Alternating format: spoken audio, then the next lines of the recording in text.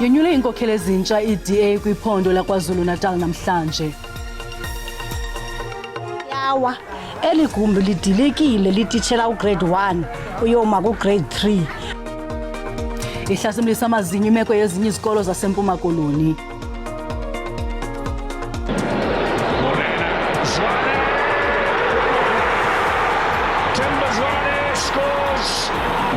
Looks for Zwane to Mayama.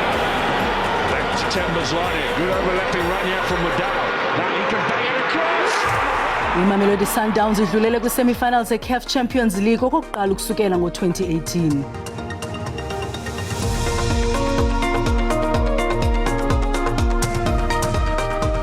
Molweni emakhaya samkele nababukeli kwijelo iDTT khongozelana uvime sinilungiselele wona ngokuhlwanje. uFrancois Rogers uphinde wonyulwa njengenkokheli yeDA kwiphondo laKwaZulu-Natal.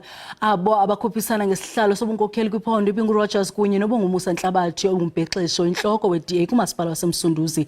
Omnye kubunkokheli omtsha nguSithembiso Ngema ochongwe njengosekela nkokheli yephondo obekukhuphisana noMzamo Bhili. Angaphezulu kwama500 amalungu eDA kweliphondo adibene eThekwini ukuze onyule inkokheli zayo ezintsha zephondo. Ilungu leParlamente kukudala likhona uFrancois Rogers kunye nenkokheli ephezulu yombutho kumasipala womsunduzi ubongumusa Nhlabathi ebesilwe lesikhundla esiphezulu. Egqibeleni uRogers waphinda wonyulwa njengenkokheli yeqela laKwaZulu-Natal.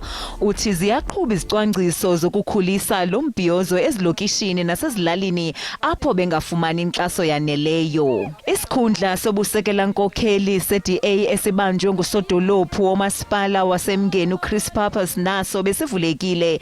uPappas warhoxa kwaye akazange aphinde anyulwe ngelithi ufuna ukugxila kumasipala waseMngeni. Oku kubangele kuba uSithembiso Ngema anyukele phezulu kuya kusekela nkokheli yephondo.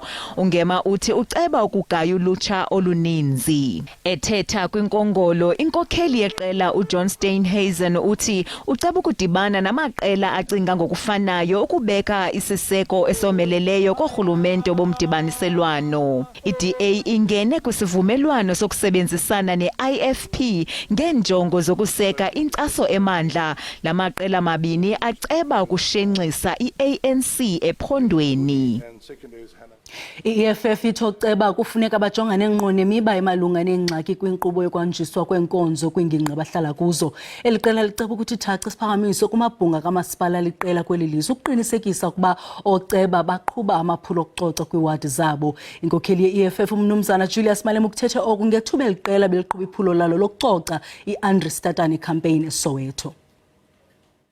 Utata Peter Ramodike uneminyaka engama85 uthi ukuhlala ezone 2 kule lokishi yaseDiepkloof kunzima kakhulu ingakumbi kule minyaka ngenxa yendawo eyayikhula ikulahlwa kuyo inkunkuma nenganeno nendlu yakhe. Le tipu ibeke esichengeni impilo yoluntu kugcwala impukane nempuku.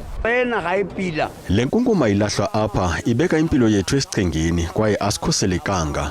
Kusanda kubulawa enye indoda apha kuba kaloku nezikrelemnqa zizimela lula apha.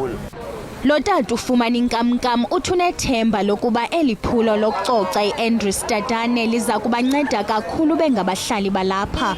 Inkokheli yeEFF umnumzana Julius Malema ithi abantu kufuneka bafundiswe ngokubaluleka kokuhlala kwindawo ezicocekileyo kwimpilo yabo. We need to conscientize society about environmental issues, but to work their own environment and to stay in a clean environment, it is to their own benefit. But if people just come and clean without doing consciousness around the area, it's a futile exercise. But it's a work that the EFF must never get tired of doing.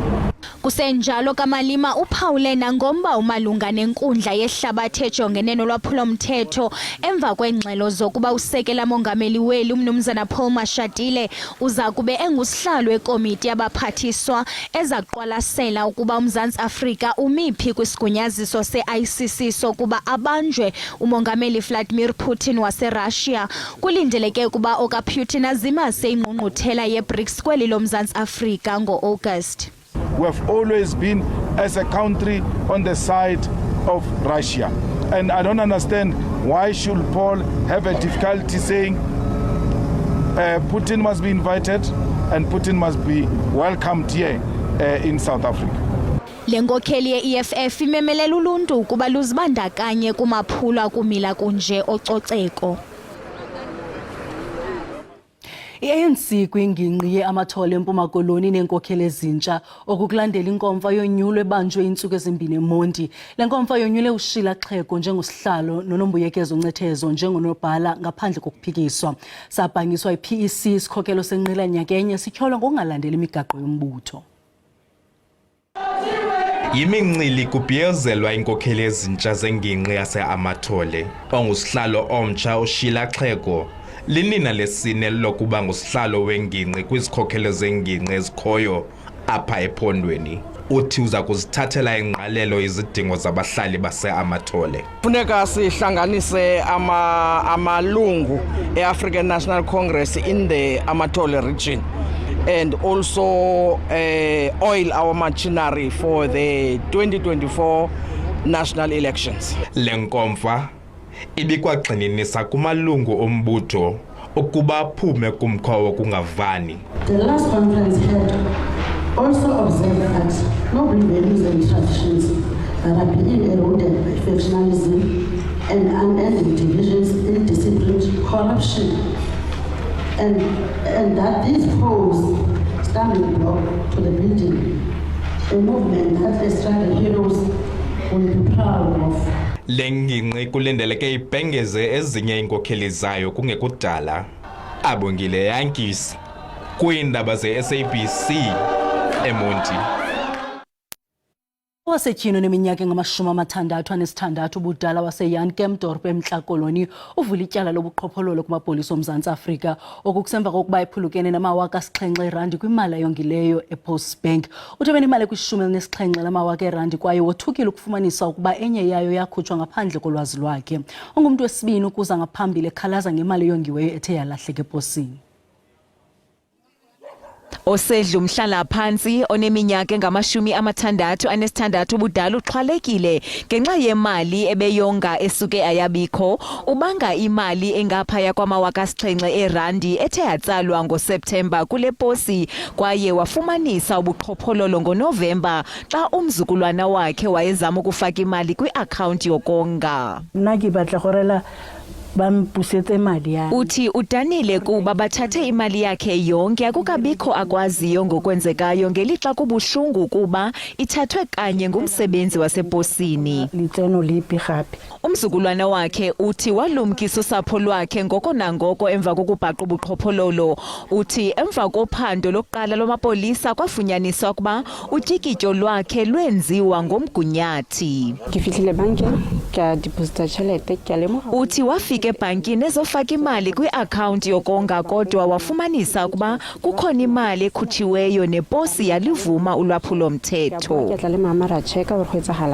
Ayinguye yedwa ke obelixhoba lalo mkhwambi. Kutshanje isibini saseBuckley West sikwavule ityala emapoliseni emva kokuba imali ebesiyigcinile engaphaya kwe100,000 kutyholwa ukuba ibiwe kwi-akhawunti yaso. It's a regrettable situation where perpetrators of crimes target people's savings, and in this case the Post Bank is aware of a case that's being investigated of fraud that includes possible collusion within our system. Amapolisa aseMntla Koloni athi umrhanelo wasetyhini ubanjiwe kodwa wakhululwa ngebheyile. Kulindeleke ukuba avele kwinkundla kamantyi yaseYan Kempdorp kwinyanga ezayo. Kusenjalo le bhanki ikhuthaza abathengi ukuba baxele iimeko ezirhanelwa ngobuqhophololo kule dilesi ye-email ethi fraud@postbank.co.za. Sinamkele kwakhona kwiindaba zeli jelo. Uyakwazi ukubukela kwakhona ezindaba kwijelo le-YouTube uthi SABC Iindaba zesiXhosa kwinqaku lokuqala sithele. Likhwele emaplangeni ingqina lesibini elalingaphakathi kwindlu kwabulawa kuyintandane yabafana uSenzo Meyiwa. Umthokozi Sithwala unike inkcukacha ngokuba yangena njani indoda yayiphethe umpu yafunza kubo inyanzelisa imali ne-cellphones. Okuna njengoko amadoda amahlanu atyholwa ngokugebenga uMeyiwa ngomhla we-14 Okthobha ngo-2014 ebuyele kwinkundla ephakamileyo yasePitoli. Bekukho negqwetha elakhutshwayo kumqulu wamagqwetha uMalisela Tefo owayemele abanye abatyholwa. Ingcali yezomthetho ikholelwa ukuba kungathatha malunga ne-10 leminyaka phambi kokuba kucace imfihlelo malunga nokuqhwesha entolongweni kokugwetyelwe ukubulala kunye nomdlwenguli Thabo Bester ukuba kusonjululwe zinkundla. Uhlalutyo luka-Advocate Thabo Moleti luza ngexesha lokubanjwa kwakutshanje kwabasebenzi ababini be-G4S. Kusalindeleke ukuba kubandakanyeka abaninzi njengokuba ityala lisaqhubeka ukuza kuthi kangoku sekubanjwe abantu abasibhozo kwaye kusalindeleke ukuba kube khona iziganeko eziguquguqukayo ngokuphathelene nelityala njengabemi bezomthetho kwabanye babatyholwa bahlala betshintsha-tshintsha. Ingcali yezomthetho ithi elityala livuselele umdla. It's a very intricate case, a very sensitive case. One, because it involves corpses. Two, it involves someone who is now serving time in jail. And lo and behold, he's now out. So it's very sensitive in that matter. Kukholelwa ukuba lingathatha nexesha elide. Believe you me, it's my view that this matter is going to drag for a decade or so. I stand to be corrected. One, the reason I'm saying that is because there's so many role players here. It might well be established that even politicians are involved, but because this is not a simple case, it's not an easy case, we might see that there are going to be more arrests or more arrests are imminent, and the legal reps will come and go because of lack of funding. Isebe lenkonzo zoluleko ligqibe ekubeni liphelise isivumelwano neBloemfontein Correctional Contracts, iBCC ngamafutshane. iBCC inesivumelwano sokulawula iziko loluleko eMangaung. Bexakekile kwilali yaseQunu eMpuma Koloni namhlanje ngelixa isebe lobugcisa nenkcubeko lisungule inyanga yokubhiyozela ukuzingca ngobuAfrika kule lali likhaya lalo wayesakuba ngumongameli welu mfi uNelson Mandela. Umsitho utshayelelwe lugqatso olukhilomitha ezintlanu ukusuka kwisiphambuka saseBhityi nasemqhekezweni kuhlonitshwa uMadiba. Lo msitho uzinyaswe zindwalutho eziphume kwamanye amaphondo nakumazwe asebumelwaneni. Bekutshila imibongo, umxhentso nengoma namhlanje. Abantu bebevela kumaphondo hlukeneyo bebonisa ukuzingca kwabo ngobuAfrika babo. Abanye bebevela kumazwe aseAfrika afana neZambia, iDRC, Mozambique, Libya, Eritrea, Mali, Guyana neZimbabwe. Konke oku kusenzela ukuphawula iminyaka 10 walandulelayo eli uMadiba omde. Kuyabaluleka ke into basikhumbuzana ukwenzela into bana ubuntu bethu sikwazi ukubudibanisa sazi into bana singabantu abanye. Yiyo lonto ke nisibona silapha. Size apha ke kuba uMadiba omde udlale into indima ebalulekileyo ke ekwakheni elilizwe leAfrika. Kambe ke abantu bakhuthaziwe ukuba babe nobuntu nomanyano, nto ezo wayemingazo uTata Mandela. Silapha ke kuba silontsha iAfrica Month and sizokhumbula into yokuba singama-Afrika. Yintoni le isenza into yokuba sibe ngama-Afrika? Sizingca ngantoni na xa singama-Afrika? Ama-Afrika ke aziwa kakhulu ngale nto sibiza ngokuba bubuntu. Siziva sinochulumanco kakhulu. Sivukela into yoba ngonyaka we-10 utatomkhulu wasishiyayo usakhunjulwa kwangoku. Abemi baseQunu balwamkele ngezandla ezishushu lusuku. Imihla namalanga siyabaza ubuntu bethu, kodwa xa sithe safumana eli ixesha lale mini njengaleya namhlanje liba nomohluko. Abantu abadala uhlobo ababenxiba ngalo nohlobo ababehlonipha ngalo abantu baseAfrika. Kusenjalo iNelson Mandela Museum kulindeleke ukuba ivulwe ngokusesikweni ngoJulayi, inyanga yokuzalwa kaMadiba. Oko ibivaliwe ukususela ngo-2018 ilungiswa, ukanti sele kumbovu ugqitywe umsebenzi kule museum. Kwiindaba ze-SABC ndimfundiswa Mhlekude eQunu eMthatha. Inombolo yokubika ulwaphulo-mthetho i-10111 kwizikhululo zamapolisa eziphantsi komasipala iPolokwane eLimpopo ifumana amagingxi-gingxi nemingeni yenetwork. Kukho uloyiko lokuba oku kungachaphazela iinzame zamapolisa zokulwa ulwaphulo-mthetho. Iyaqhuba inkqubo yesizwe yokufudusa le nombolo yokubiza uncedo lwamapolisa ukusuka kwi-analog ukuya kubuxhakaxhaka bale mihla i-digital. Inombolo engumabizwa sabele eqhelekileyo kuninzi lwabahlali kuba i-1011 yinombolo yokuqala yokucela uncedo xa ubani efikelwe sisiganeko solwaphulo-mthetho. Kuvakala kuba le nombolo i-1011 ephulukwane nakwiingingqi ezingqongileyo ifuna amagingxi-gingxi nto leyo ikhokhelele ekubeni xa uyitsalela le nombolo ingaphendulwa. In terms of the 1011, the national is migrating from analog to digital. So hence, in some other instances, people are complaining that they have a challenge. So those challenges is because of migration. Abasemagunyeni bathi nangona kukho amagingxi-gingxi kodwa le nombolo iyasebenza. The 10111 is working, but we know that even problems in some centers like here in Polokwane, where the facility that they were using is no longer in a good state. We are in the fourth industrial revolution. 10111 and SABC has to evolve. This is a move that will enhance service delivery. Okwangoku abahlali bayacetyiswa ukuba basebenzise ii-cellphones ukutsalela amapolisa kufutshane nabo. Lufuna ubulungisa usapho lwasetyhini neminyaka eyi-60 ukutyholwa ukuba watshiswa wabulawa yindoda bethandana nayo eBuckley West eMntla Koloni. Umzimba kamfi ufunyenwe etyotyombe lakhe ngecawa. Indoda bethandana nayo neminyaka eyi-49 ibekwe isityholo sokubulala. Ityala layo lihlehliselwe iveki ezayo ngelixa yona iseseluvalelweni.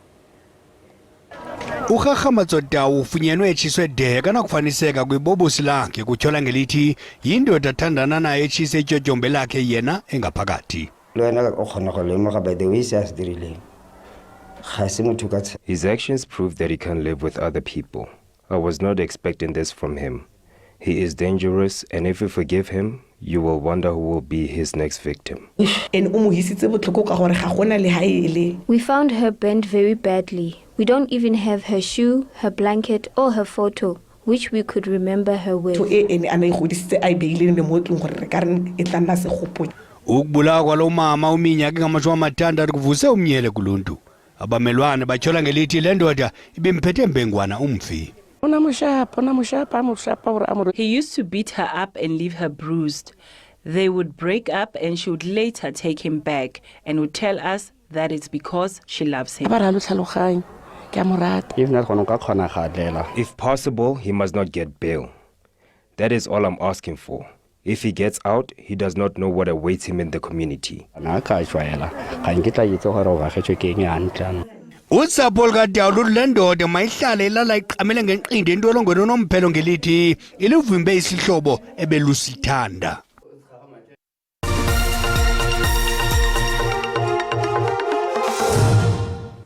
Isixeko saseTshwane ngokubambisana nesebe lezemidlalo nenkcubeko kwiphondo laseGauteng namhlanje siphawula iintsuku ezingama-30 ngaphambi kokuba esi sixeko sityelelwe yindebe yehlabathi yebhola yomnyazi ecwangciselwe umhla wesibini kwinyanga ezayo. Ukuphawula olu suku isixeko namacandelo achaphazeleka yaquka umbutho webhola yomnyazi waseTshwane siphehlelele umbutho lokuphakama kukhuthazwe abahlali baxhasa ukunxitywa kwejezi lebhola yomnyazi ngolwesihlanu. Inani lamagosa besuka kwimidlalo ehlukeneyo bebebambe ingxoxo-mpikiswano yokuzingela isisombululo sokukhulisa umdlalo wabasetyhini. Bebonke banqwala kolokuba kufuneka inkxaso-mali yokuphuhlisa imidlalo yabasetyhini. Amashishini makangene nzulu esipokothweni. Bekukho neqela iGauteng Jaguars eliquka abadlali bomnyazi kwiqela lesizwe nenkampani iBlue Bulls. iTshwane sisixeko sengqwele. I would also like to urge our residents to support this, the staff of the city of Tshwane and all the stakeholders involved to support the Netball Fridays. Abadlali bomnyazi kuzwelonke baza kuba inxalenye yokhenketho lwendebe yomnyazi eza kutyelela esi sixeko ukususela ngomhla wesibini kweyeSilimela uJuni ngolwamaRhanuka. The Netball South Africa offices, because it is a legendary occurrence. There must be photos there because this is a lasting legacy. Isixeko saseTshwane siza kunikezela ngendebe kumongameli Cyril Ramaphosa kwisakhiwo somdibaniso ngaphambi kwemidlalo yendebe yehlabathi yomnyazi eza kusindlekwa nguMzantsi Afrika. Umbutho oququzelela ugqatso i-Comrades Marathon i-CMA ngamafuphi uthi umgama wolugqatso kulo nyaka uza kuba 87.7 kilometers, uza kuba ngaphantsi komgama wabalekwa nyaka enye ngeekhilomitha ezimbini. Kungaba zindaba ezimnandi ezikwimbaleki ezizawunkantsaza lo mgama omde ngomhla we-11 kwinyanga kaJuni. Lo mdyarho sowunendumasi uza kusuka eMgungundlovu uguguthe njalo kuyoqhina kwibala leqakamba laseThekwini Kingsmead. Mlawuli wolugqatso lwe-Comrades uRowan James uthi inkcukacha irecords kutsho zogqatso lwamadoda nolwamanina zisikelwe umgama ongaphezulu kwe-89 kilometers. Uthi umahluko phakathi kwemigama minyaka le ubukhulu becala kungenxa yemisebenzi eyenziwa kwindlela nokwahluka kwemizila ethathwayo kusuka eMgungundlovu. Masixha kuloo ndawo mawethu sibulele ngokusiboleka indlebe eza ngomso ziza noxa bethu ngesizulu. Usuku benzolo.